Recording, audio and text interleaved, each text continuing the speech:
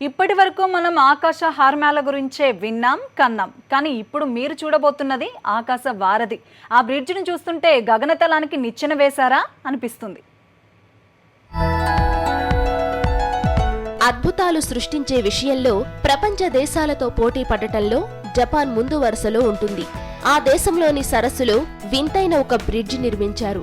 2 గ్రామాల మధ్య రవాణా సౌకర్యం కోసం 1.6 కిలోమీటర్ల పొడవులో ఇషిమా ఓహాషి అనే బ్రిడ్జి నిర్మించారు. ఇది సాదాసీదా వంతెన కాదు.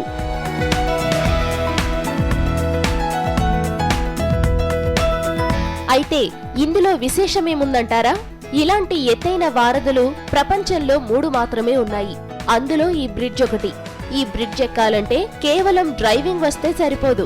ఈ వంతెన ఎక్కాలన్నా దిగాలన్నా డ్రైవర్కు గుండె ధైర్యం మెండుగా ఉండాలి.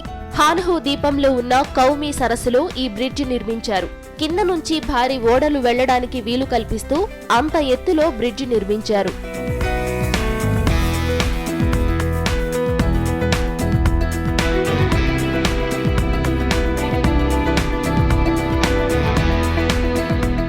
ఇటీవలే ప్రారంభమైన ఈ బ్రిడ్జిపై ప్రయాణం జపాన్ వాసులకు కొత్త అనుభూతినిస్తోంది.